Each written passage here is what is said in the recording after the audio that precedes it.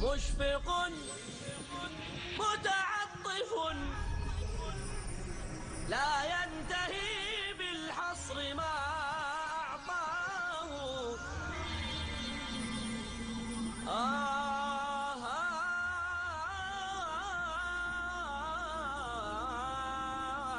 رب رحيم مشفق متعطف لا ينتهي بالحصر ما أعطى. اس توحید دعوت اللہ جو ہے اس کی 3 کرولریز ہے انتہائی انقلابی. سب سے پہلی بات یہ کہ حاکم صرف اللہ ہے. عملی زندگی سے دوسرا تعلق کیا ہے؟ مالک حقیقی ہر شے کا صرف اللہ ہے. اگر میرا مکان ہے تو یہ میری ملکیت نہیں ہے، یہ اللہ تعالیٰ کی ملکیت ہے، میرے پاس امانت ہے. میرا یہ ہاتھ جو ہے یہ اللہ کی ملکیت ہے، میرے پاس امانت ہے. امانت کو میں اصل مالک کی مرضی کے مطابق استعمال کر سکتا ہوں. اس کی مرضی کے خلاف اگر استعمال کروں گا خیانت ہو جائے گی. اور تیسرے یہ کہ اللہ تعالیٰ ہی نے تمام انسانوں کو پیدا کیا تو تمام انسان برابر ہیں. اب جنہوں نے اپنی حاکمیت کے تخت جما رکھے ہیں انہیں یہ دعوت کیسے پسند آئے گی؟ یہ دعوت جب بھی سامنے آئے گی مزاحمت ہوگی، داعیوں کو ستایا جائے گا، مارا جائے گا، پیٹا جائے گا. تو اب یہ ہے کہ اس کے 2 مراحل ہوتے ہیں. پہلا مرحلہ ہے دعوت کا مرحلہ، جبکہ آپ کو ابھی اپنی بات کو پھیلانا ہے، لوگوں تک عام کرنا ہے، پہنچانا ہے. اس کے لیے you have to buy time, آپ کو وقت چاہیے. اور اس وقت کا ذریعہ یہ ہے وہ جوابی کارروائی کوئی نہ کرے. نتیجہ کیا ہوگا؟ کوئی بہت ہی زیادہ پرورٹڈ قسم کے لوگ ہوں گے جو ایسے لوگوں کو ایذا پہنچائیں گے. عام انسان جو ہے وہ ایسے لوگوں کے خلاف کیسے ہاتھ اٹھائے گا؟ اگر یہ روش ہوگی تو وہ جو سائلنٹ میجورٹی ہوتی ہے ان کی ہمدردیاں ان کے ساتھ ہو جاتی ہیں. جیسے آپ کو معلوم ہے پتھر کے اندر بھی مسلسل اگر پانی کا قطرہ گرتا رہے ایک مقام پر تو سوراخ ہو جاتا ہے پتھر میں. اسی طرح بہت سے ہوتے ہیں سنگ دل لوگ جن کے دل پتھروں کے مانند ہوتے ہیں، لیکن اس طرز عمل سے کہ یہ لوگ جو ہیں یہ تو کوئی جوابی کارروائی نہیں کرتے، کسی کا برا جو ہے نہ کہتے ہیں نہ کرتے ہیں، تو ان کے دلوں کے اندر بھی انقلاب آتا ہے. اس لیے فرمایا وَلَا تَسْتَوِي الْحَسَنَةُ وَلَا السَّيِّئَةُ، اچھائی اور برائی برابر نہیں ہوتے. ادفع باللتی احسن، جب تمہاری مخالفت ہو، جب تمہیں ستایا جائے، جب تمہیں مارا جائے، تمہیں ایذا دی جائے، پرسیکیوٹ کیا جائے، تم مدافعت کرو اس طور سے جو نہایت اعلیٰ ہو، نہایت حسین. جو میں نے عرض کیا کہ اینٹ کا جواب پتھر سے دینے کی بجائے اینٹ کا جواب پھول سے پیش کرو، گالی کا جواب دعا سے دو. اگر یہ کرو گے تو اس کا نتیجہ کیا ہوگا؟ فَإِذَا الَّذِي بَيْنَكَ وَبَيْنَهُ عَدَاوَةٌ، وہ سنگ دل انسان بھی کہ جو آپ کا بہت گہرا دشمن تھا، بہت بڑا دشمن، جانی دشمن، اس کا حال بھی یہ ہو جائے گا کہ انتہائی گرم جوش ساتھی اور حامی بن جائے گا. كَأَنَّهُ وَلِيٌّ حَمِيمٌ، ولی بن جائے گا، پشت پناہ بن جائے گا آپ کی شرافت سے، آپ کے حسن سلوک سے متاثر ہو کر. لیکن یہاں اب میں چاہتا ہوں کہ نوٹ کر لیں، یہ ہے مقام دعوت.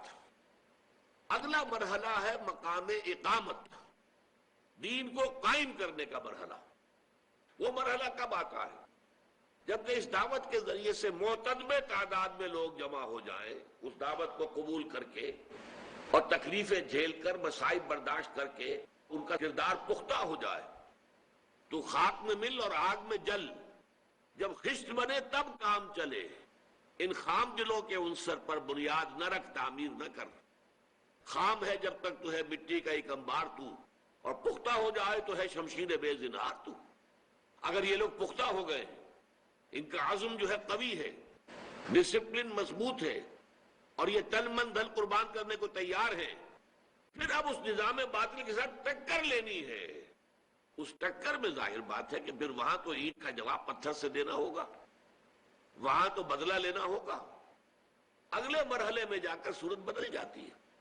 یہی بات ہے کہ جس کو بعض ہمارے جو مغربی مصنفین ہیں انہوں نے اس فرق کو ہائی لائٹ کرنے کے لیے پروفیسر منٹگومری واٹ، ہم لوگ تو اصل میں ان لوگوں کی ظاہری باتوں سے متاثر ہو جاتے ہیں، اس نے 2 کتابیں لکھی ہیں حضور کی سیرت پر، محمد at Mecca, Muhammad at Medina, اور ان دونوں میں کنٹراسٹ کو ہائی لائٹ کیا ہے. مکے میں تو محمد جو ہے صلی اللہ علیہ وسلم، ان کا حکم یہ تھا کہ چاہے تمہارے ٹکڑے کر دیے جائیں تم ہاتھ نہیں اٹھاؤ گے۔ مدینے میں آ کر وہی محمد ہے جو کہہ رہے ہیں کہ اینٹ کا جواب پتھر سے دو۔ تضاد ہو گیا کہ نہیں ہو گیا؟ یہ تضاد در حقیقت ہے تضاد، لیکن یہ تضاد ایک انقلابی عمل کے دو مراحل کا ہے۔ ایک مرحلہ دعوت کا ہے، اس وقت جو ہے وہی شکل بہتر تھی اور اسی کو اختیار کیا گیا۔ بلکہ یہ بات ٹوائنبی نے کہی ہے، ٹوائنبی چونکہ اس دور میں فلسفی آف ہسٹری کا سب سے بڑا یہ سمجھیے کہ اتھارٹی سمجھا جاتا ہے، اس نے کہا Muhammad failed as a prophet but succeeded as a statesman. مکے میں وہ کہتا ہے کہ محمد چاہے نبی تھے یا نہیں تھے، کیونکہ وہ تو نہیں مانتا نبی، لیکن ان کا انداز نبیوں کا سا تھا۔ جیسا عیسیٰ تعلیم دیتے تھے، گلیوں میں پھرتے تھے، لوگوں کو اپنی بات پہنچاتے تھے، حضرت یحییٰ تھے، ایسا ہی نقشہ مکے کے اندر محمد کا بھی تھا صلی اللہ علیہ وسلم۔ وہاں تو وہ ناکام ہو گئے، وہاں سے تو انہیں جان بچا کر ان کے نزدیک بھاگنا پڑا۔ وہ اسے کہتے ہیں فرار، فلائٹ فرام مکہ۔ نو، ہمارے نزدیک یہ آلٹرنیٹ بیس کے لیے یہ ہجرت تھی۔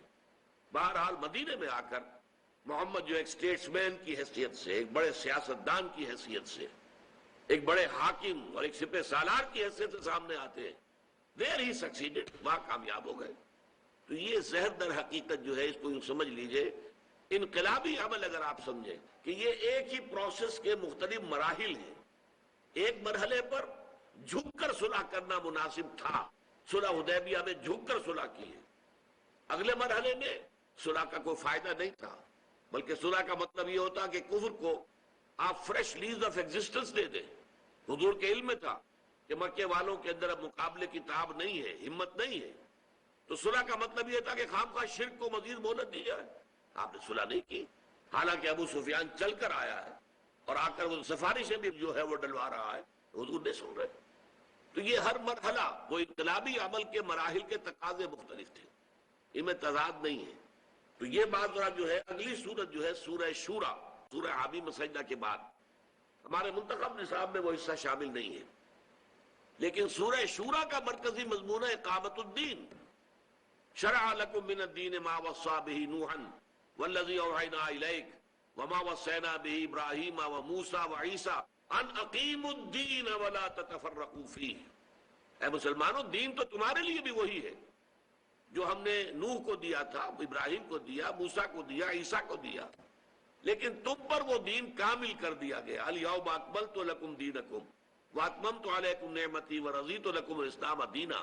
اب تمہارا فرض ہے اسے قائم کرو، نافذ کرو۔ یہ اقامت دین کی صورت ہے سورہ شورا۔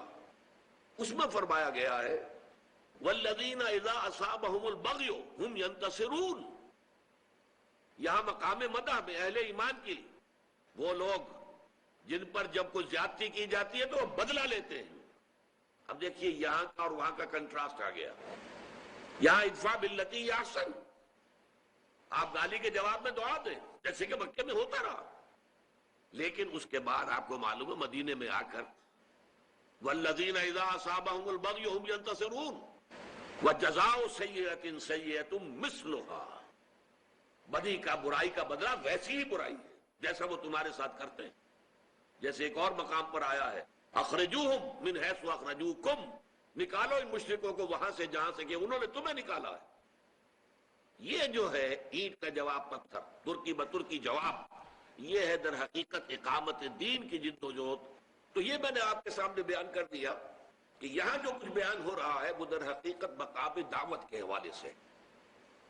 جب مرتبہ اقامت میں بات آتی ہے تو پھر وہاں پر بدلہ، انتقام، اسی لیے وہاں پر تو کھل کر کہا گیا ہے وَلَمَنِ انتَصَرَ بَعْدَ ظُلْمِهِ فَأُولَٰئِكَ مَا عَلَيْهِم مِّن سَبِيلٍ۔ جو کوئی بدلہ لیتا ہے اس کے بعد کہ اس پر ظلم کیا گیا ہو تو اس کو کوئی ملامت نہیں کی جا سکتی، بدلہ لینا اس کا حق ہے۔ لیکن یہ ہے مرتبہ دعوت۔ وَمَنْ أَحْسَنُ قَوْلًا مِّمَّنْ دَعَا إِلَى اللَّهِ وَعَمِلَ صَالِحًا وَقَالَ إِنَّنِي مِنَ الْمُسْلِمِينَ وَلَا تَسْتَوِي الْحَسَنَةُ وَلَا السَّيِّئَةُ ادْفَعْ بِالَّتِي أَحْسَنُ فَإِذَا الَّذِي بَيْنَكَ وَبَيْنَهُ عَدَاوَةٌ كَأَنَّهُ وَلِيٌّ حَمِيمٌ۔ وما يلقاها الا الذين صبروا وما يلقاها الا ذو حظ عظیم، اور یہ مقامات نہیں عطا ہوتے مگر صرف انہی کو کہ جو صبر والے ہیں، صبر کرنے والے ہیں۔ دیکھیے اب سورۃ العصر میں جو آخری بات تھی وَتَوَاصَوْا بِالصَّبْرِ، جہاں پھر وہی بات آ گئی، تکلیف آئی ہے تو جھیلیے، برداشت کیجئے۔ مکے کا تصور کیجئے آپ، کیسی کیسی مصیبتیں، کیسی کیسی آزمائشیں، کیسی کیسی ان کے لیے جو ہے طرح طرح کی اذیتیں، کوفت، جسمانی بھی قولی بھی، یہ سب ہوئی، برداشت کی، مارا گیا ہے، بھوکا رکھا گیا ہے، زنجیروں میں جکڑ کر گھروں میں ڈال دیا گیا ہے، ایک صف لے کر، چٹائی لے کر اس میں لپیٹ کر اور دھواں دے دیا گیا ہے کہ دم گھٹ رہا ہے۔ اور یہ کس کے ساتھ ہو رہا ہے؟ خاندان بنو امیہ کے چشم و چراغ حضرت عثمان کے ساتھ ہو رہا ہے رضی اللہ تعالی عنہ۔ یعنی عام غلاموں کے ساتھ جو کچھ ہو رہا تھا اس کا آپ کیا تصور کر سکتے ہیں؟ یہ جب اونچے گھرانوں کے نوجوانوں کے ساتھ یہ سلوک ہو رہا تھا، جس کی وجہ سے حضرت عثمان رضی اللہ تعالیٰ عنہ نے ہجرت کی ہے، ہجرت حبشہ، اور ان کے ساتھ حضور کی صاحبزادی جو حضرت عثمان کی اہلیہ تھی وہ بھی ساتھ گئی۔ تو فرمایا وَمَا يُلَقَّاهَا إِلَّا الَّذِينَ صَبَرُوا، نہیں دیے جاتے یہ مقامات بلند مگر انہی کو جو صبر کرنے والے ہیں۔ وَمَا يُلَقَّاهَا إِلَّا ذُو حَظٍّ عَظِيمٍ، اور نہیں دیے جاتے یہ مقامات اور یہ مراتب عالیہ۔ میں نے عرض کیا تھا نا کہ یہ مقام بلند ترین مقام جو ہے انسان کے لیے کسبی اعتبار سے، اپنی محنت سے، اپنی کوشش سے جو بلند ترین مقام انسان حاصل کر سکتا ہے وہ ان 7 آیات میں بیان ہوا ہے۔ پہلے 3 آیات میں مرتبہ ولایت، اور باقی 4 آیات میں اب اللہ کی طرف لوگوں کو بلانا اور اس کے تقاضے اور اس کا طرز عمل۔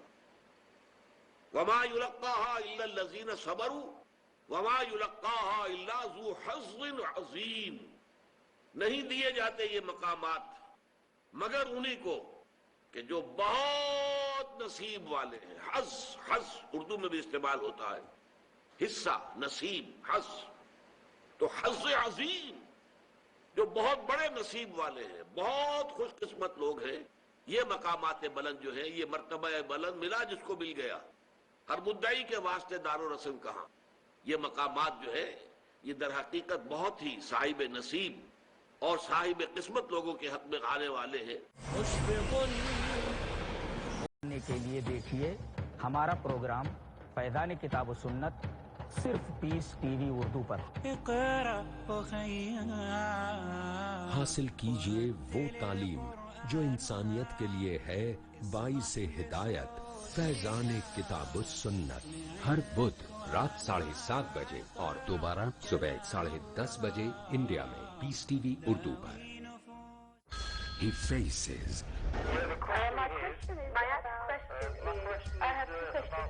He listens. My question is about the beard, about Imam Mahdi. What are the people believing? He answers. So number 1 is the help of Allah. He satisfies in the light of glorious Quran and authentic Hadith. If Allah helps you, believe me, you have to get success. Catch Dr. Zakir.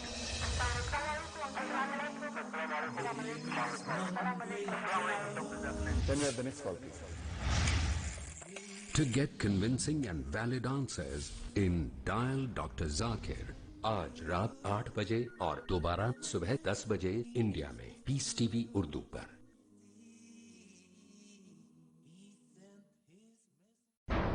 جبرائیل لے آتے تھے اللہ کا پیغام، سنتے تھے جن کو غور سے اللہ کے رسول صلی اللہ علیہ وسلم۔ نبی کریم صلی اللہ علیہ وسلم کے اقوال، افعال اور تقاریر، ان تینوں کو حدیث کہا جاتا ہے۔ توحید کی حمایت کے لیے، مومنوں کی قیادت کے لیے، اسلام کو پھیلانے کے لیے، ہماری رہنمائی کے لیے اللہ کے رسول صلی اللہ علیہ وسلم کے فرمان کو محفوظ کر لیا گیا۔ ڈاکٹر محمد حماد لکھوی۔ حدیث جبریل کو متفق علیہ حدیث کہتے ہیں، یہ دین کی بنیاد ہے۔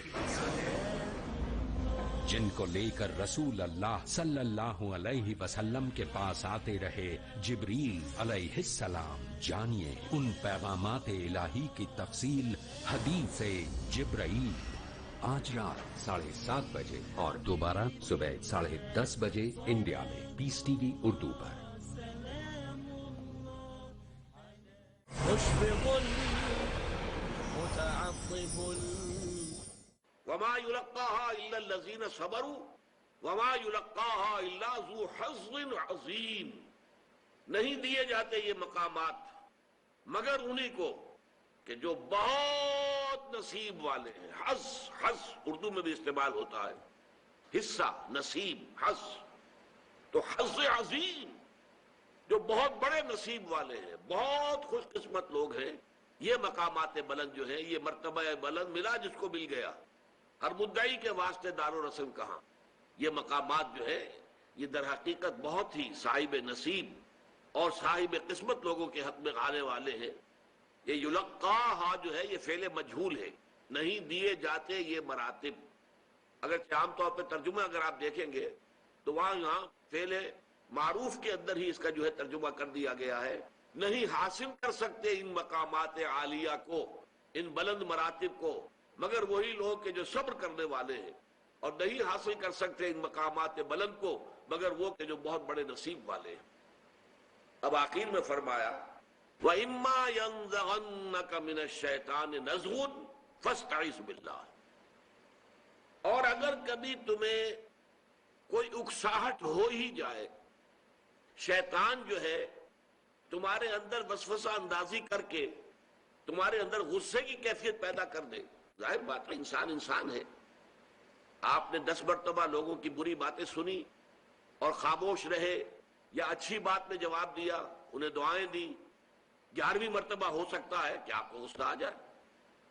لیکن یہ غصہ اگر آیا ہے، جان لو مقام دعوت میں اگر یہ غصہ آیا ہے، یہ شیطان کی طرف سے وسوسہ ہے۔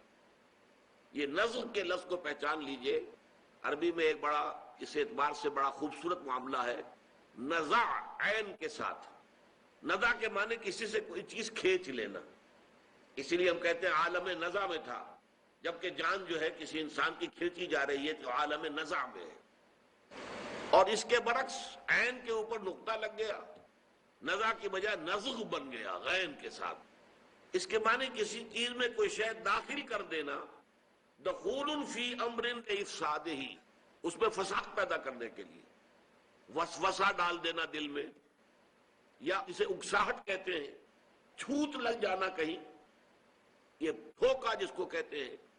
کہیں آپ دیکھیں گے کہ کچھ لوگوں کے درمیان کوئی نزاع ہو رہا ہے تو کوئی شخص ذرا دوسرے کو ذرا دھوکہ لگاتا کہ جواب دو نا، آپ آؤ میدان میں۔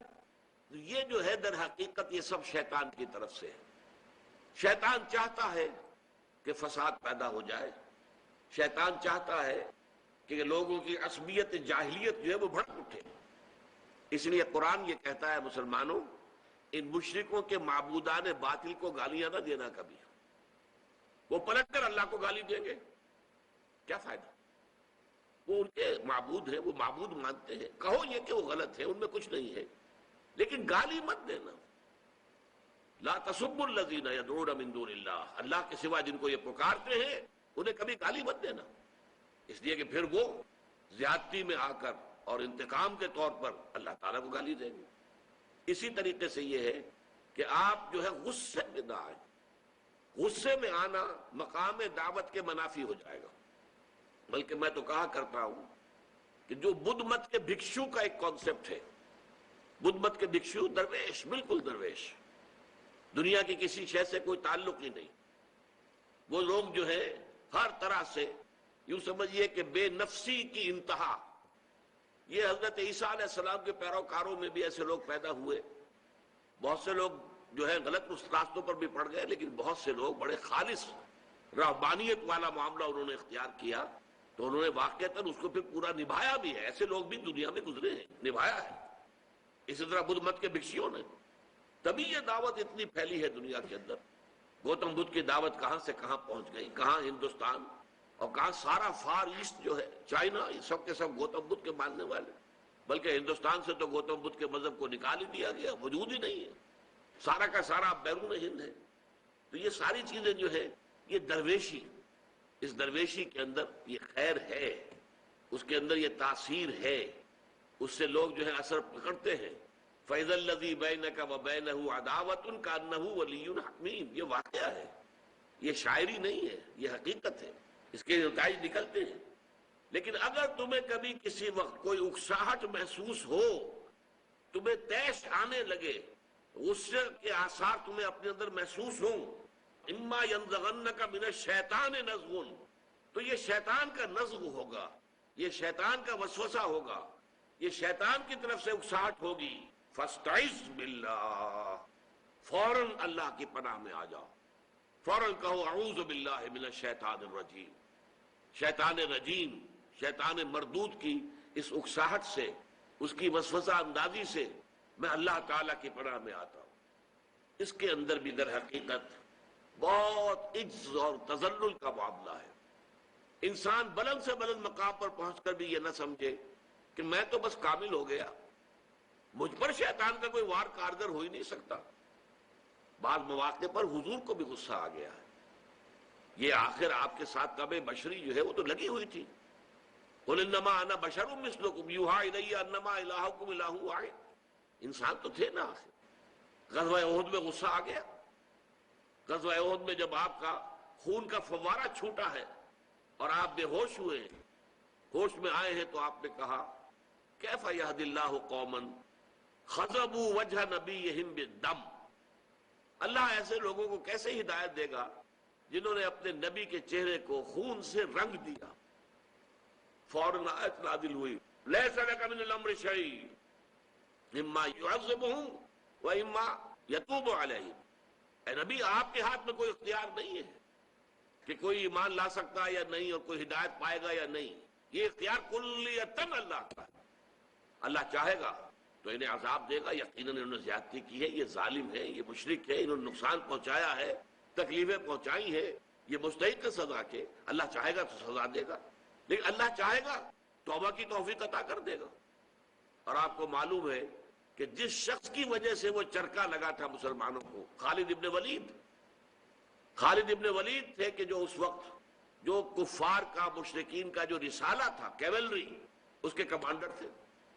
انہوں نے دیکھ لیا کہ غلطی کی ہے ان مسلمانوں نے. تیر اندازوں کو جنہیں حضور نے ایک درے کے اوپر مقرر کر دیا تھا 50 کہ یہاں سے کبھی نہ ہلنا، چاہے تم یہ دیکھو کہ ہمیں شکست ہو گئی ہے، ہم سب قتل ہو گئے ہیں اور ہمارا گوشت پرندے نوچ نوچ کر کھا رہے، تب بھی تم نے یہاں سے نہیں ہلنا. لیکن جب فتح ہو گئی تو ان کے مابین ایک نزاع ہو گیا. لوگوں نے کہا حضور نے تو شکست کی صورت میں کہا تھا، یہ تو فتح ہو گئی ہے. 50 میں سے 35 افراد وہاں سے چلے گئے. حالانکہ لوکل کمانڈر کہتے رہ گئے کہ دیکھو یاد کرو حضور نے کیا کہا تھا، مت ہلو یہاں سے. تو اگرچہ انہوں نے حضور کی بات کی تعویل کر دی تھی، میں تسلیم کرتا ہوں کہ حضور نے شکست کی صورت میں کہا تھا، لیکن لوکل کمانڈر کا حکم ماننا بھی تو لازم تھا کہ نہیں. ان کی حکم عدولی کی اور وہ قابی نگاہ خالد ابن ولید کی. اس نے دیکھ لیا کہ وہ اب درہ خالی ہے، مسلمانوں پر پیچھے سے حملہ کیا جا سکتا ہے. پورے کوہ احد کا چکر لگا کر پیچھے سے آ کر، اور کیولری کا حملہ، جبکہ لوگوں کا رخ بھی دوسری طرف ہو. ورنہ آپ کو معلوم ہے کیولری کا مقابلہ بھی کیا جاتا ہے، نیزے جو ہے تان دیے جائے، گھوڑوں کی گردنوں کے اندر سواروں کو نیزوں میں پرو لیا جائے، لیکن ان کا تو رخ تھا ادھر. کفار کا لشکر بھاگ رہا تھا اور وہ تعاقب کر رہے تھے. پیچھے سے کیولری کا حملہ ہوا ہے. پھر جو ہوا ہے وہ آپ کو معلوم ہے. 70 صحابہ شہید ہوئے، حضور زخمی ہوئے، بے ہوش ہوئے، بہت زیادہ خون جانے کے باعث، اور خبر اڑ گئی کہ حضور شہید ہو گئے. معاذ اللہ. یہ سارے حالات ہوئے ہیں کیوں؟ وہ شیطان کا ایک ٹھوکا. فرمایا وَإِمَّا يَنزَغَنَّكَ مِنَ الشَّيْطَانِ نَزْغٌ فَاسْتَعِذْ بِاللَّهِ. فوراً اللہ کی پناہ میں آ جاؤ.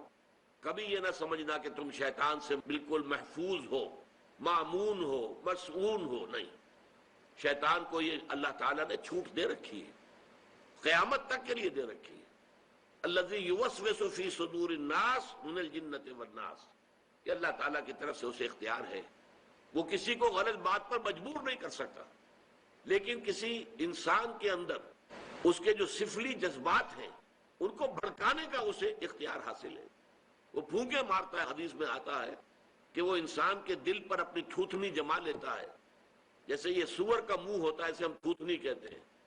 اسی طرح شیطان کی وہ تھوتنی ہوتی ہے، وہ جو ہے وہ غافل دل جو ہے جس میں اللہ تعالیٰ کی یاد نہیں ہے، اس پر وہ اپنی تھوتنی جما کر پھونکے مارنا شروع کرتا ہے تاکہ وہ جو نفس کے تقاضے ہیں، نفس امارہ، ان النفس لامارۃ بالسوء، وہ بھڑک اٹھے، مشتعل ہو جائے۔ تو جب بھی یہ کیفیت محسوس کرو فاستعذ باللہ، تو اللہ تعالیٰ کی پناہ طلب کرو، انہ هو السمیع العلیم، یقیناً وہ سب کچھ سننے والا اور سب کچھ جاننے والا ہے۔ یہ آیت قرآن مجید میں سورہ اعراف میں بھی آئی ہے، وَإِمَّا يَنزَغَنَّكَ مِنَ الشَّيْطَانِ نَزْغٌ فَاسْتَعِذْ بِاللَّهِ، یہاں تک تو پہلے ہی یہی الفاظ ہیں، البتہ اس کے بعد ہے انہ سمیع علیم، نکرہ کی شکل میں صفات کی صورت میں آیا ہے، یہاں انہ هو السمیع العلیم، اس لیے کہ صرف وہی ہے جو سب کچھ سننے والا اور سب کچھ جاننے والا ہے۔ مشفق متعطف بسم اللہ الرحمن الرحیم۔ قال النبی صلی اللہ علیہ وسلم اوتیت جوامع الکلم۔ حضرات مطالعہ قرآن حکیم کے جس منتخب نصاب کا سلسلے وار درس مجالس میں ہو رہا ہے وہ 6 حصوں پر مشتمل ہے۔ پہلا حصہ جامع ترین اسباق پر مشتمل ہے اور اس میں 4 درس تھے کہ جو ہم نے پڑھ لیے۔ پہلا سورۃ العصر، دوسرا آیت البر، تیسرا سورہ لقمان کا رکوع نمبر 2، اور چوتھا یہ درس جو ابھی پچھلی نشست میں ختم ہوا، سورہ حامیم السجدہ کی آیات 30 تا 36۔ یہ چاروں جامع اسباق ہیں اور اس وقت میں چاہتا ہوں کہ ان چاروں کا ایک تقابلی مطالعہ آپ کے سامنے آ جائے، جس کے لیے یہ ایک خاکہ بنا کر بھی آپ حضرات کے سامنے پیش کیا گیا ہے۔ دیکھیے یہ جو منتخب نصاب ہم نے مرتب کیا ہے اس کی غرض و غایت کیا ہے؟ ہم مسلمانوں کے تصورات 2 اعتبارات سے بہت محدود ہو گئے۔ اسلام دین ہے، مکمل دین ہے، مکمل نظام زندگی ہے۔ بدقسمتی سے ہمارے ذہنوں میں بالعموم جو ہے عام طور پر اسلام کا تصور صرف ایک مذہب کی حد تک رہ گیا۔ تو ایک تو یہ کہ دین کا تصور صحیح ہو جائے مسلمانوں میں، وہ محدود تصور کہ یہ مذہب ہے یہ ختم ہو جائے، اور یہ تصور واضح ہو جائے کہ یہ مذہب بھی ہے لیکن مذہب کے علاوہ اس میں پورا مکمل نظام زندگی ہے، سیاسی، معاشی، معاشرتی، دی پولیٹیکو سوشو اکنامک سسٹم مکمل جو ہے اسلام کے اندر موجود ہے۔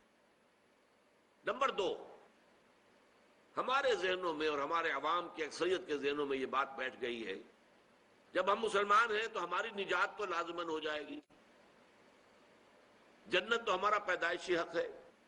یہ جو تصور ہے ہمارا، جب تک کہ یہ ٹھیک نہ ہو تو کسی اعلیٰ کام کے لیے، کسی بلند تر کام کے لیے، کسی مشکل تر کام کے لیے، کسی کٹھن تر کام کے لیے آدمی کیوں تیار ہوگا؟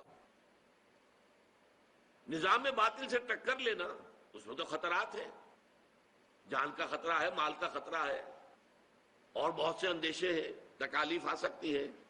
تو اس سے بہتر ہے کہ جسے پنجابی میں کہتے ہیں نیوی پا کے آدمی زندگی گزار دے۔ ٹکر کیسے لے گا وہ اگر اسے یہ معلوم نہ ہو کہ ٹکر لینا میرے لیے فرض ہے، لازم ہے؟ یہ ہے در حقیقت وہ چیز کہ جس کے لیے قرآن مجید سے یہ 4 مقامات ہم نے منتخب کیے کہ معلوم ہو جائے کہ اسلام میں جو فرائض اور ذمہ داریاں ہیں وہ صرف نماز روزہ نہیں ہے۔ حج بیت اللہ کا کر لیا ہو یا ہر سال عمرہ کر رہے ہو، اسی سے بات نہیں بن جائے گی۔ سوال یہ ہے کہ اس کے ساتھ آپ کے باقی اعمال صالحہ بھی ہیں کہ نہیں؟ آپ حرام میں ملوث تو نہیں ہیں؟ کوئی شے جسے اللہ کی کتاب نے حرام قرار دیا ہو آپ اس میں ملوث تو نہیں؟ پھر یہ کہ آپ کی زندگی کا رخ کیا ہے؟ اس کو سمجھانے کے لیے یہ 4 اسباق جو جامع ہیں، چنانچہ آپ کو یاد ہوگا کہ امام رازی رحمۃ اللہ علیہ کا میں نے ایک جملہ اس وقت سورۃ العصر کے دوران پڑھ کے آپ کو سنایا تھا کہ وہ کہتے ہیں اعلم ان هذه الآیہ فیہا وعید شدید، اس میں بڑی شدید وعید ہے اللہ کی طرف سے، لأن اللہ تعالی حکم بالخسار علی جمیع الناس، اس لیے کہ اللہ تعالیٰ نے تو تمام انسانوں کی تباہی اور بربادی کا فیصلہ کر دیا۔ سوائے ان کے جو ان 4 شرطوں کو پورا کریں. وہی الایمان، پہلے ایمان ہے، والعمل الصالح، دوسرا عمل صالح ہے، وتواصی بالحق، اور تواصی بالحق ہے، وتواصی بالصبر، اور تواصی بالصبر ہے. وَدَلَّ ذَلِكَ، یہ الفاظ ذرا نوٹ کیجئے اور یہ اردو میں بھی آپ کو سمجھ آ جائے گا. دلہ دلالت کرنا، وَدَلَّ ذَلِكَ، اس سے دلالت ہوئی اس بات کی طرف، رہنمائی ملی اس بات کی طرف، ان النجات، کہ نجات جو ہے آخرت میں عذاب الہی سے بچ جانا، چھٹکارا پا جانا، ان النجات معلقۃ بمجموع هذه الاشیاء، کہ نجات جو ہے ان 4 چیزوں کے مجموعے پر معلق ہے. ہمارے ہاں کیا ہے، محض ایمان ہے، ایمان کا بھی صرف زبانی اقرار ہے، دل میں یقین ہے ہی نہیں، اور جنت کے ٹھیکیدار ہیں ہم، ہماری تو گویا کہ ریزرویشن ہے جنت کے اندر. تو اب اس سے آگے کچھ محنت کرنے کی ضرورت کیا ہے؟ کائکوں کو کھکیڑ موڑ لینا ہے، حرام سے بچنا، جبکہ حرام کے ذریعے سے، سودی کاروبار کے ذریعے سے، یا اور غلط کاموں کے ذریعے سے، رشوتوں کے ذریعے سے اگر آپ کو دنیا میں عیش مل رہے ہیں، ہر طرح کی تعیشات ہیں، ہر طرح کی آسائش ہے، تو کیوں چھوڑے آدمی؟ جبکہ جنت تو پھر بھی مل ہی جائے گی. یہ بالکل وہ عقیدہ ہے کہ جو یہود کے اندر پیدا ہو گیا تھا. وہ کہتے تھے لن تمسنا النار الا ایاما معدودات، اور دوسری مرتبہ پھر آیا ہے لن تمسنا النار الا ایاما معدودہ، ہمیں آگ نہیں چھو سکتی مگر گنتی کے چند دن. نحن ابناء اللہ واحباؤہ، ہم تو اللہ تعالیٰ کے بیٹوں کے مانند ہیں، اس کے چہیتے ہیں، اس کے لاڈلے ہیں، تو ہمیں اللہ جہنم میں نہیں ڈالے گا. اور اگر صرف دوسرے لوگوں کی آنکھوں میں دھول جھونکنے کے لیے ہمیں جہنم میں ڈالا بھی تو فوراً نکال لے گا. ایام معدودات، چند دن کے سوا نہیں. قل ہاتوا برہانکم ان کنتم صادقین، فرمایا کہ لاؤ نا دلیل، کہیں تورات میں اللہ نے یہ ضمانت تمہیں دی ہے؟ کسی صحیفے میں، کسی نبی کے صحیفے میں یہ بات اللہ تعالیٰ کی طرف سے آئی ہے؟ بتاؤ. لیکن ہمارے ہاں بھی یہی ہے، امت مسلمہ میں ہے، مسلمان ہیں، نام مسلمانوں کا سا ہے، مسلمان والدین کے ہاں پیدا ہو گئے ہیں، کبھی بہت خیال ہوا تو کچھ نماز بھی پڑھ لی ہے، روزہ بھی رکھ لیا ہے، اور اس کے اوپر ہم مطمئن ہیں کہ ہمیں جنت مل جائے. جب تک یہ تصور ختم نہیں ہوگا، جب تک فرائض دینی کا جامع تصور سامنے نہیں آئے گا، اس وقت تک ظاہر بات ہے کہ ہمارے عمل میں کوئی تبدیلی نہیں آ سکتی. یہ ہے وہ نقطہ کہ جس کی وجہ سے اس منتخب نصاب میں یہ 4 اسباق شامل کیے گئے، جن میں چاروں میں وہ چاروں چیزیں موجود ہیں. اسی کے لیے دیکھیے یہ خاکہ بنایا گیا، اس کو سمجھ لیجئے. جوامع الکلم من القرآن الحکیم، یہ جوامع الکلم پر جو قومیں لگے ہوئے ہیں دونوں طرف، یہ کیوں ہے؟ اس لیے کہ یہ الفاظ ایک حدیث میں آئے ہیں. حضور نے فرمایا صلی اللہ علیہ وسلم اوتیت جوامع الکلم، مجھے اللہ تعالیٰ نے بہت جامع کلمات عطا کیے ہیں. حضور کی بہت سی حدیثیں ہیں 2-2 3-3 لفظوں پر مشتمل، لیکن حکمت کو یوں سمجھیے، حکمت کے سمندر کو، وہ ایک دریا کو ایک کوزے میں بند کر دیا گیا. تو اس حوالے سے یہ جوامع الکلم، خاص جامع باتیں چند الفاظ کے اندر، اور بہت زیادہ ہدایت اور حکمت اور معرفت، اگر اس کو بند کر دیا جائے تو انہیں کہیں گے جوامع الکلم. اور حضور نے خاص طور پر اپنے لیے فرمایا اوتیت جوامع الکلم. یہاں میں نے لکھا ہے من القرآن الحکیم. قرآن مجید کا معاملہ بھی یہ ہے، اس میں ہدایت بہت مفصل بھی ہے، بڑی تفصیل سے ہے. تفصیل سے قوانین کی بحث جب شروع ہوتی ہے، نکاح و طلاق کی بحث شروع ہوتی ہے، کس قدر مفصل. لیکن جوامع الکلم، جہاں پہ کہ چند لفظوں کے اندر بہت بڑی حقیقت سمو دی گئی ہو، تو یہ 4 اسباق جو ہیں جوامع الکلم من القرآن الحکیم، قرآن حکیم کے جوامع الکلم، یعنی مطالعہ قرآن حکیم کے منتخب نصاب کے حصہ اول میں شامل 4 جامع اسباق کا خلاصہ. اب اس میں سب سے نیچے دیکھیے لکھا ہوا بیس لائن، افقی قاعدہ. یہ سورۃ العصر میں جو 4 چیزیں آئی ہیں، ایمان، عمل صالح، تواصی بالحق، تواصی بالصبر، یہ پہلا سبق ہے درس اول لوازم نجات سورۃ العصر.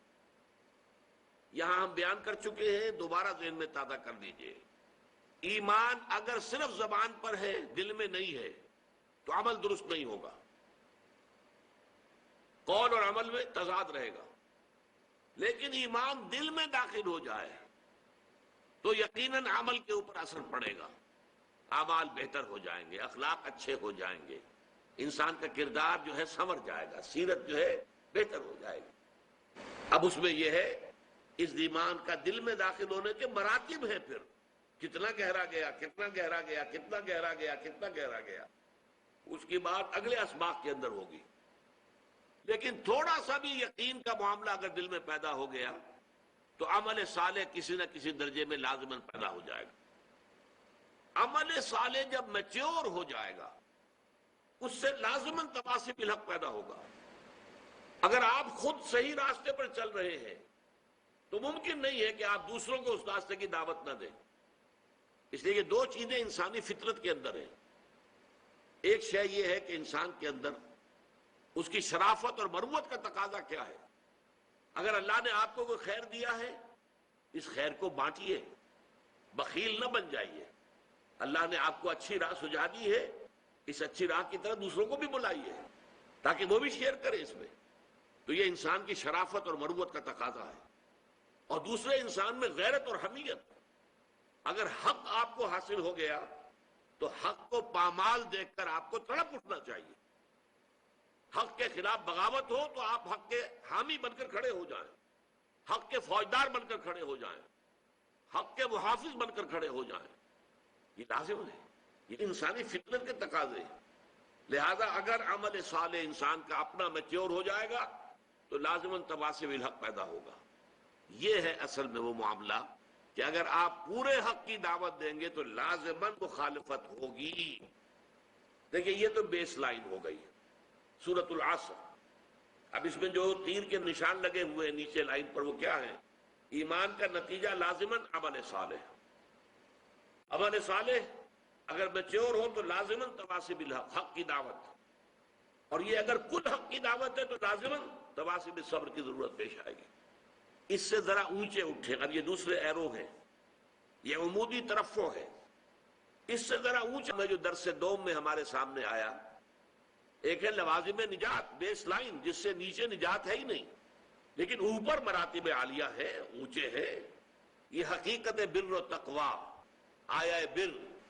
لیس البر ان تولوا وجوہکم قبل المشرق والمغرب ولکن البر من آمن باللہ والیوم الآخر والملائکۃ والکتاب والنبیین الی آخر الآیہ. اب اس میں دیکھیے ایمان، یہ 5 ایمانیات کا بیان آ گیا. ایمان اللہ پر، یوم آخر پر، فرشتوں پر، انبیاء کرام پر، آسمانی کتابوں پر. مشفق متعطف متعطف. عمل صالح میں انسانی ہمدردی اور خدمت خلق میں مال کا انفاق، عبادات، نماز اور روزہ، التزام، معاملات کے ضمن میں ایفاء عہد. نمبر 3 چیز یہاں پر مقدر ہے، انڈرسٹوڈ ہے لیکن واضح طور پر بیان نہیں ہوئی. جن لوگوں کا یہ کردار ہے ان کی جنگ اگر ہوگی تو کس لیے ہوگی؟ حق کے لیے ہوگی. آخری چیز صبر، والصابرین فی البأساء والضراء وحین الباس. صبر کرنے والے فقر و فاقہ پر، تکلیف میں، اور سب سے بڑھ کر یہ کہ جنگ کی حالت. اب آئیے تیسرا سبق اور اونچے اٹھے. یہ ہے مقام عزیمت، حوصلے والی بات، ہمت والی بات. سورہ لقمان کا دوسرا رکوع. اس میں ہم نے کیا پڑھا؟ ایمان کے ضمن میں اللہ کے شکر کا التزام اور شرک سے اجتناب. وَلَقَدْ آتَيْنَا لُقْمَانَ الْحِكْمَةَ أَنِ اشْكُرْ لِلَّهِ، اللہ کا شکر. اور پھر حضرت لقمان نے اپنے بیٹے کو جو پہلی بات کہی، وَإِذْ قَالَ لُقْمَانُ لِابْنِهِ وَهُوَ يَعِظُهُ يَا بُنَيَّ لَا تُشْرِكْ بِاللَّهِ. شکر کا التزام اور شرک سے اجتناب. اعمال کی جزا و سزا کا یقین، بدلہ مل کر رہے گا، انسانی اعمال ضائع نہیں ہوں گے. یا بنی انہا ان تک مثقال حبۃ من خردل فتکن فی صخرۃ او فی السماوات او فی الارض یأتی بها اللہ ان اللہ لطیف خبیر. اس سے اوپر پھر اس کے اندر امر بالمعروف اور نہی عن المنکر.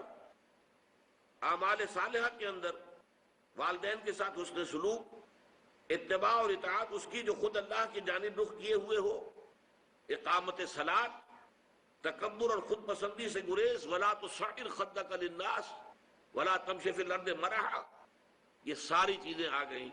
اور یہاں اب تواصی بالحق کے ضمن میں ایک نئی اصطلاح آئی، امر بالمعروف اور نہی عن المنکر. یہ اصطلاح پھر قرآن مجید میں بکثرت آئی ہے، 10 مرتبہ آئی ہے. وَلْتَكُمْ مِنْكُمْ أُمَّةٌ يَدْعُونَ إِلَى الْخَيْرِ وَيَأْمُرُونَ بِالْمَعْرُوفِ وَيَنْهَوْنَ عَنِ الْمُنْكَرِ وَأُولَٰئِكَ هُمُ الْمُفْلِحُونَ. تم میں سے ایک امت تو ایسی ہونی ہی چاہیے جن کے کام ہی صرف 3 ہوں: خیر کی دعوت دینا، نیکی کا حکم دینا، بدی سے روکنا. آگے چلیے اس میں اسی دوسرے رکوع میں سورہ لقمان کے یا بنی اقم الصلاۃ وامر بالمعروف ونہی عن المنکر واصبر علی ما اصابک، اور پھر جو تم پر بیتے، جو تکلیف آئے، جو مصیبت آئے، جیسے ستایا جائے، وربل پرسیکیوشن ہو تو صبر کرو، فزیکل پرسیکیوشن ہو تو صبر کرو، ٹارچر کیا جائے تو صبر کرو، جو بھی تم پر آئے واصبر علی ما اصابک، جو بھی بیتے تم پر برداشت کرو اور جھیلو. یہ ہے بلند ترین مقام. یہی وجہ ہے کہ یہاں درس چہارم کے نیچے کیا لکھا ہے؟ حظ عظیم. یہ الفاظ میں نے انہی دروس سے لیے، مقام عظیمت، چونکہ سورہ لقمان میں یہ لفظ آیا ہے. یا بنی اقم الصلاۃ وامر بالمعروف ونہی عن المنکر واصبر علی ما اصابک ان ذلک من عزم الامور، یہ بڑے ہمت کے کاموں میں سے ہے. تو مقام عظیمت یہ ہے، مقام و مرتبہ عظیمت. اس کے بعد دیکھیے اسی میں دوسرا آیا اللہ کی ربوبیت پر دل کا مطمئن ہو جانا ایمان کے ضمن میں. فرشتوں کی تائید اور نصرت. فرشتے جو ہیں آپ کو معلوم ہے جنگ کے دوران بھی نازل ہوئے. غزوہ بدر میں واقعہ یہ ہے کہ جو فتح عظیم ملی ہے فرقان، یوم الفرقان، اس میں فرشتوں کی مدد کا بہت بڑا حصہ ہے. آخرت اور جنت کی نعمتوں کا یقین. لَكُمْ فِيهَا مَا تَشْتَهِي أَنفُسُكُمْ وَلَكُمْ فِيهَا مَا تَدَّعُونَ. پھر یہ کہ اللہ تعالیٰ کی صفات غفور، رحیم، سمیع اور علیم. اس کے بعد جو اس میں آیا تھا لفظ استقامت، جس کے بارے میں نے عرض کیا تھا کہ اس استقامت کے اندر قیامت مضمن ہے. کہہ دینا میرا رب اللہ ہے. اس پر استقامت کے معنی کیا ہوں گے؟ اب اللہ کا ہر حکم واجب التنفیذ، واجب التعمیل، واجب الاطاعت، ورنہ استقامت کہاں ہوئی؟ یہ استقامت اطاعت سب سے پہلے. پھر ایک استقامت باطنی ہے، اللہ کی رضا پر راضی رہنا. جو کچھ ہو رہا ہے اللہ کی مرضی سے ہو رہا ہے. ما اصاب من مصیبت فی الارض ولا فی انفسکم الا فی کتاب من قبل ان نبرأہا. یہ تو اللہ تعالیٰ کی طرف سے لِکَیْ لَا تَأْسَوْا عَلَىٰ مَا فَاتَکُمْ وَلَا تَفْرَحُوا بِمَا آتَاکُمْ وَاللَّهُ لَا يُحِبُّ كُلَّ مُخْتَالٍ فَخُورٍ. اللہ کچھ دے دے تو اترایا نہ کرو، کچھ چھین لے تو افسوس نہ کیا کرو. اللہ نے چھینا ہے، کوئی حکمت ہوگی. یہ جب تک کیفیت نہیں ہے تو استقامت کا ہو. راضی برضائے رب، رضائے رب پہ راضی رہے. یہ حرف آرزو کیسا؟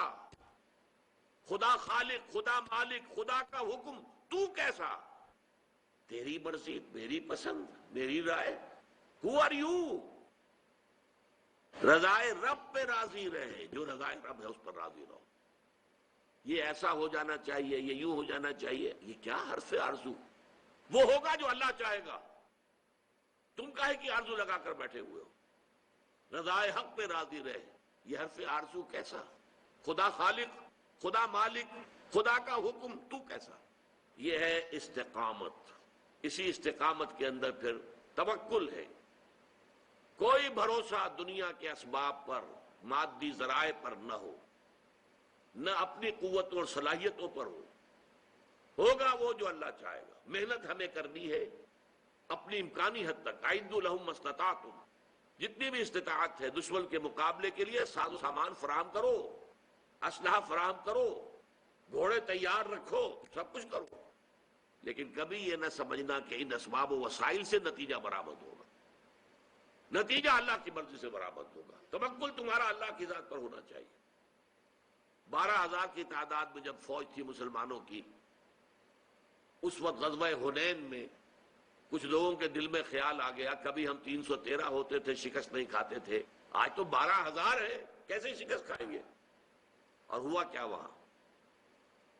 حوازن کے تیر انداز جو چھپے بیٹھے ہوئے تھے پہاڑوں کے اندر، جب وادی میں لشکر آ گیا ہے تو پھر جو آئی ہے بوچھاڑ جو تیروں کی، تو بھگدڑ مچ گئی، سب کے سب بھاگ گئے۔ بعض روایات میں تو آتا ہے حضور کے پاس صرف 30 یا 40 افراد رہ گئے۔ یہ مولانا شبلی نے لکھا ہے، اگرچہ ان کے شاگرد رشید مولانا سید سلیمان ندوی نے اصلاح کی کہ نہیں، 300-400 کی حد تک آدمی رہ گئے تھے، 12,000 میں سے 300-400 رہ جائیں، 11,600 یا 700 بھاگ جائیں، آپ بتائیے اس سے بڑی بھگدڑ کون سی ہوگی؟ اور اللہ نے یہ کہا، پھر وہی آ گئی، وَيَوْمَ حُنَيْنٍ إِذْ أَعْجَبَتْكُمْ كَثْرَتُكُمْ، اس حنین کے دن تمہیں اپنی کثرت پر ناز ہو گیا تھا، ہماری کثرت پر، ہماری اتنی تعداد، تو اللہ نے تمہیں سبق دکھا دیا۔ توکل صرف اللہ تعالیٰ کی ذات پر، تو تواضع، عمل صالح، استقامت، تفرقے سے اجتناب، اننی من المسلمین، حلم اور استعاذہ باللہ۔ جب بھی ذرا محسوس ہو کہ شیطان میرے اندر کچھ غصے کی تحریک کر رہا ہے، میرے جذبات میں کوئی ابال آ رہا ہے، میں ترکی جواب دینے کی خواہش دل میں اٹھ رہی ہے، فوراً اللہ کی اعوذ باللہ من الشیطان الرجیم، اے اللہ میں تیری پناہ طلب کرتا ہوں شیطان الرجیم کے وسوسے سے، اس کی نزغ سے، اس نے جو ٹھوکا مجھے لگایا ہے، اس نے جو چھوت مجھے لگا دی ہے، اس کی طرف سے جو میرے اندر یہ اکساہٹ پیدا ہو گئی ہے، اے اللہ تو اپنے فضل و کرم سے مجھے بچا لے۔ اور صبر کی معراج یہ اس رکوع میں جو آئی تھی، وہاں آیا ادفع باللتی ہی احسن، یہ صبر کی معراج ہے۔ پتھراؤ ہو تم پھول پیش کرو، گالیاں دی جائیں تم دعائیں دو، فَإِذَا الَّذِي بَيْنَكَ وَبَيْنَهُ عَدَاوَةٌ كَأَنَّهُ وَلِيٌّ حَمِيمٌ۔ یہ نقشہ صحابہ کرام کی زندگیوں میں ہے، اور نوٹ کر لیجئے ہمارے لیے آئیڈیل جو نقشہ ہے، ہمارے لیے ما انا علیہ واصحابی، حضور نے فرمایا جو میرا طرز عمل ہے، آپ کا جو 12 سالہ دور ہے مکی، وہ بھی ہمارے لیے واجب الاتباع، اور جو پھر 10 سالہ دور ہے مدنی، وہ بھی ہمارے لیے واجب الاتباع، آپ کی پوری شخصیت ہمارے لیے واجب الاتباع ہے۔ اور اسی رنگ میں ہم دیکھتے ہیں کہ صحابہ کرام رنگے ہوئے، جانیں بھی دیں اور جام شہادت بھی نوش کیے، وہ ہے مکمل اسوہ۔ البتہ یہ ہے جو مرتبہ ولایت اور مقام دعوت، اللہ تعالی ہمیں حق کو سمجھنے کی توفیق عطا فرمائے، ہمارا تصور دین جامع ہو جائے، اور تصور فرائض دینی ہمارے سامنے واضح ہو جائے کہ نجات کا راستہ کیا ہے، اس کے لوازم کیا ہیں، اس کی شرائط کیا ہیں، اور ان پر پھر مدارج ہے، ایک کے اوپر دوسری منزل، دوسرے پر تیسری منزل، یہ 4 منزلیں ہیں جو اس میں آپ کے سامنے آ گئی ہیں۔